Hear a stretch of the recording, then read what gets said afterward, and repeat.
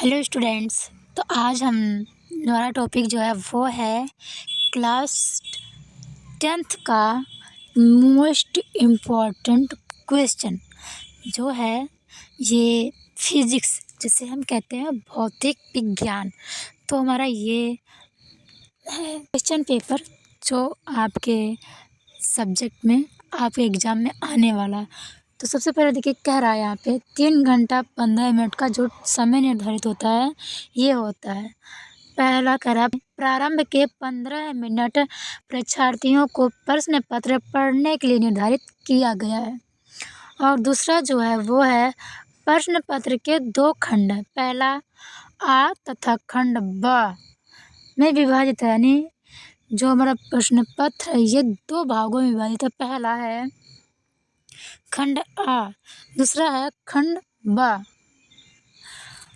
अब देखिए, कह रहा है यहाँ पे खंड आ में तथा खंड ब में 3 उपखंड 1, 2, 3 में विभाजित है।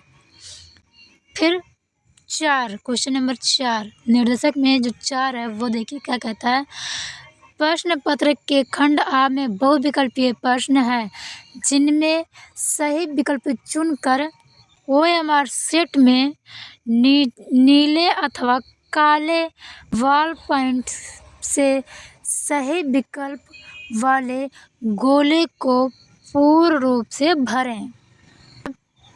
5वां है खंड आ में बहुविकल्पीय प्रश्न हेतु प्रत्येक प्रश्न के लिए 1 अंक निर्धारित किए गए हैं।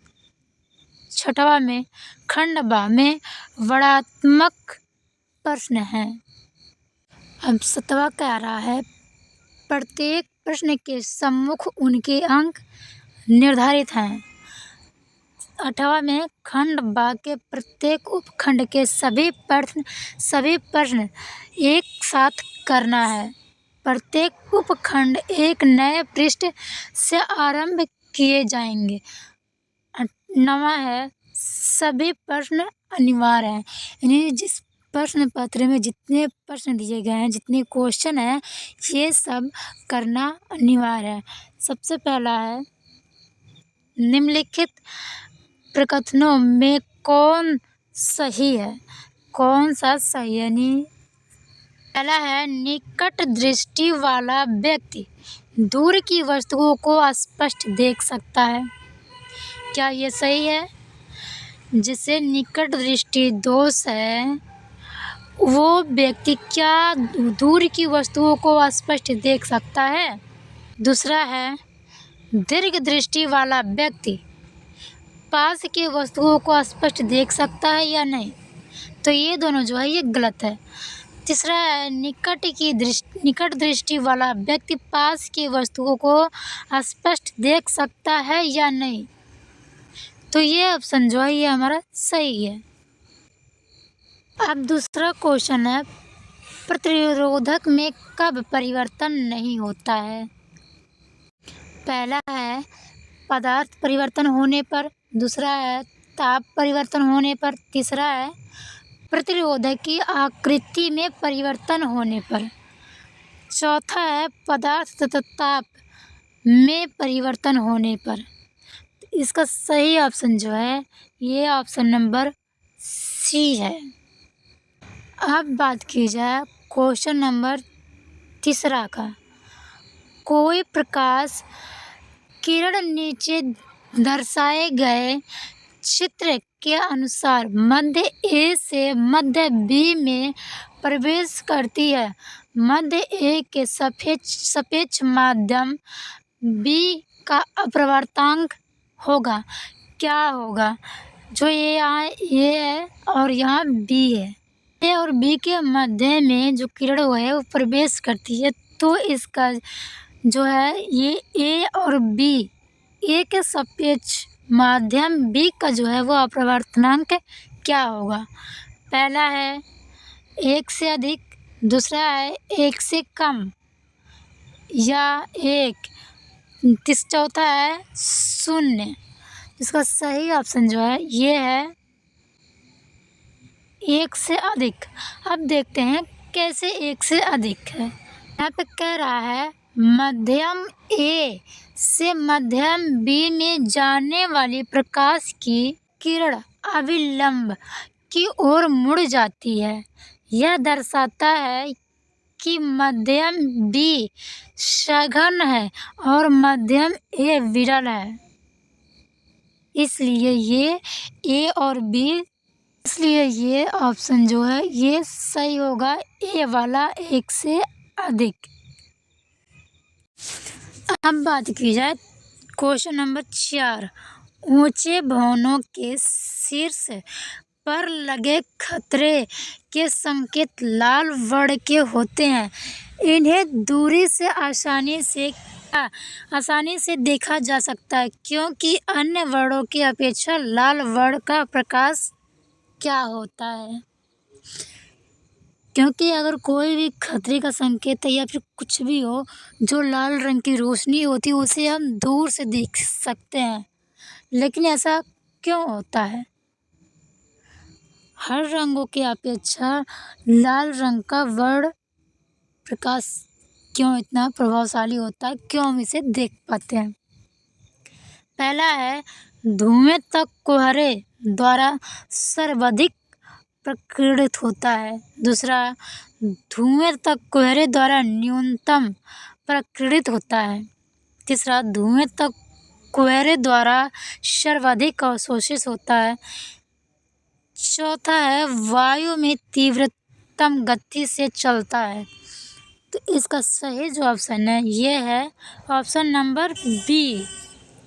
क्योंकि कितनों भी कोहरा रहता है फिर भी कहीं ना कहीं लाल रंग की किरणें होती है वो हमें हमें दिख जाती हैं। अब देखते हैं आखिर क्यों दिख जाती हैं। कह रहा है ऊंचे भवनों के शीर्ष पर लगे खतरे का संकेत लाल वर्ण के होते हैं। इन्हें दूरी से आसानी से देखा जा सकता है क्योंकि अन्य वर्णों की अपेक्षा लाल वर्ण का प्रकाश धुएं तथा कोहरे द्वारा न्यूनतम प्रकीर्णित होता है, यानी अधिक होता है, ज़्यादा होता है। अब है क्वेश्चन नंबर 5। किसी अवतल दर्पण पर आपतित सूर्य की किरणें दर्पण के सामने 15 सेंटीमीटर दूर पर प्रसारित होती हैं। इस दर्पण के सामने किसी बिंब को कहाँ रखें कि इसका समान आकार एक प्रतिबिंब बने। पहला है दर्पण से 15 सेंटीमीटर दूर। दूसरा है दर्पण से 30 सेंटीमीटर दूर। तीसरा है दर्पण से 15 से 30 सेंटीमीटर के बीच। और चौथा जो है वो है दर्पण से 30 सेंटीमीटर से अधिक दूरी पर। इसका सही जो ऑप्शन है ये है सी, ऑप्शन नंबर सी। दर्पण से 15 से 30 सेंटीमीटर के बीच रखा जाए। अब देखते हैं क्यों आखिर दर्पण से 15 से 30 सेंटीमीटर के बीच में रखा जाए। यहाँ पे लिखा है, कह रहा है सूर्य से आने वाली किरणें मुख्य अक्ष के समांतर मानी जाती हैं। ये किरणें अवतल दर्पण के फोकस पर अभिसरित होंगी। यह दर्शाता है कि दर्पण की फोकस दूरी 15 सेंटीमीटर तथा वक्रता केंद्र 30 सेंटीमीटर है। अवतल दर्पण के मामले में जब वस्तु को वक्रता के केंद्र पर रखा जाता है तो प्रतिबिंब वक्रता के केंद्र पर ही बनता है और उसी आकार का हो जाता है। अब है छठवां क्वेश्चन। किसी विद्युत बल्ब का मानक 220 वाट से 100 वाट है। जब इसे 110 वाट से प्रचलित करते हैं तब इसके द्वारा उपभूत शक्ति कितनी होती है? पहला 100 वाट, 75 वाट, 50 वाट, 25 वाट। इसका सही जवाब जो है ये है 25 वाट। 7वां क्वेश्चन देखते हैं। यदि चित्र की व्यवस्था से प्लग से कुंजी निकालकर परिपथ को खोलकर क्षैतिज तल ABCD पर चुंबकीय क्षेत्र रेखाएं खींचिए तो रेखाएं क्या होती हैं? संकेंद्रीय वृत्त, दूसरा है दीर्घवृत्ताकार, तीसरा है एक दूसरे से समांतर सरल रेखाएं, चौथा है बिंदु 0 से निकट संकेंद्रीय वृत्त परंतु दूर जाने पर दीर्घवृत्ताकार। इसका सही ऑप्शन हो जाता है ऑप्शन नंबर सी, एक दूसरे से समांतर सरल रेखाएं।